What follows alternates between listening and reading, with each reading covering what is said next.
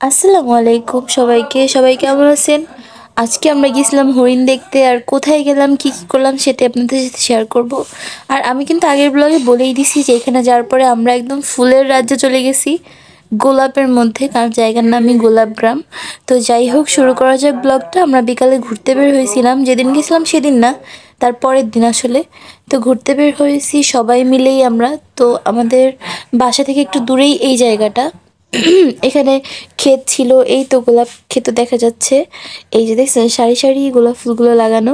এখানে অনেক ফুল, একটু ফোকাস করলে দেখতে পারবেন, বাট আমার ক্যামেরা অতটা ফোকাস করতেছে না রোদের মধ্যে, কারণ আমি হচ্ছে রোদের একদমই মুখোমুখি দাঁড়াইছিলাম এই কারণে। তো যাই হোক, আমরা রওনা করে দিছিলাম। আর এই তো মানে যেতে যেতে সব জায়গায় শুধু দেখতে পাচ্ছি যে সবাই গোলাপ ফুল কাটতেছে। তো তারপরে আমরা যাচ্ছিলাম যেখানে, সেটা হচ্ছে আইল্যান্ড ছিল, লেক আইল্যান্ড। যার পথে আমরা কিছু কদবেল কেটে নিছি আইভি আর ভাইয়ার। এই তো ফুপির হাতে কদবেলটা ছিল, আমি একটা ভিডিও করছি। তো তারপরে এই তো লেক আইল্যান্ডে চলে আসছি আমরা। তো এইখানে হচ্ছে আসার পরেই আমরা যেটা প্রথমে দেখতে পারছি সেটা হচ্ছে হরিণ ছিল। এটা ছিল আমার জীবনে প্রথমবার সরাসরি হরিণ দেখা সামনাসামনি নিজের চোখে। তো অ্যামাজন অনেক বেশি পরিমাণে এক্সাইটেড ছিল আর অনেক বেশি মজা পাচ্ছিল ও দেখে। তো এই হরিণগুলো নাকি প্রথমে 2টা ছিল, দেন হচ্ছে এদের বেবি হয়েছে অনেকগুলা। তারপরে হচ্ছে আস্তে আস্তে বাড়ছে, বাট ফার্স্টে 2টাই আনছিল। আর হরিণ দেখার পর হচ্ছে আমরা দেখি মানে তার সাইডে গেছিলাম ডগি দেখতে। তো এই যে এখানে অনেকগুলো ডগ ছিল, 3টা ছিল আর কি। তো আমি আপনাদেরকে জুম করে দেখাই, কারণ দূরের থেকে অতটা বেশি দেখা যেতেছিল না।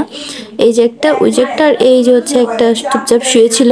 বাট এরা অত বেশি তুরতুর না, মানে একদমই চুপচাপ, একদম মানে রয়েছে নিজেদের মতো নিজেরা। তো আমি আর মাছ হাঁটতেছিলাম, আমাদের সাইডে এরকম একটা পানির মতো ছিল, পুকুরের মতো আর কি।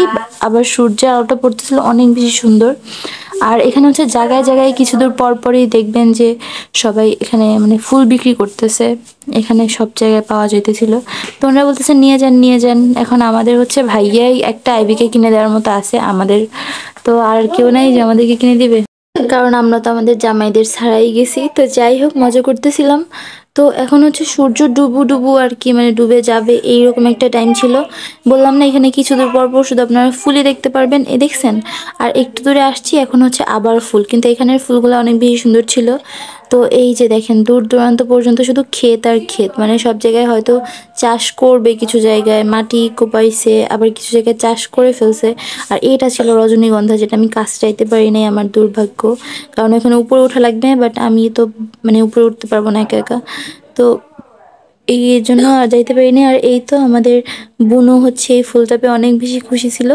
তা আইভি বলতেছিল যে বড় আপু, এটার মাঝখানে যদি একটু হলুদ গোলাপ থাকতো তাহলে অনেক বেশি ভালো লাগতো আর কি।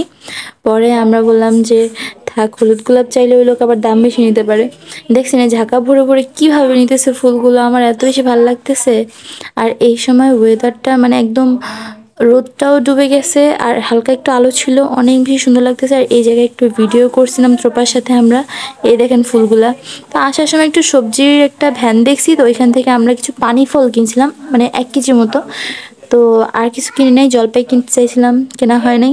তো বাসায় এসে পড়ছি। আর আমরা যে কদবেলগুলো কিনছিলাম আপনারা দেখছেন, তো ওইগুলো হচ্ছে মাখাইছিল শুকনো মরিচ দিয়ে অনেক মজা করে। তো সেটাই খাচ্ছিলাম। তো আজকের এই ছোট্ট ব্লগটা এই পর্যন্তই। আর সামনে আরও সুন্দর সুন্দর ব্লগ আছে, যেহেতু জায়গাটা অনেক বেশি সুন্দর। সবাই আমাকে সাবস্ক্রাইব করে আর আমার পাশে থাকবেন। আজকের মতো এখানে, আল্লাহ হাফেজ।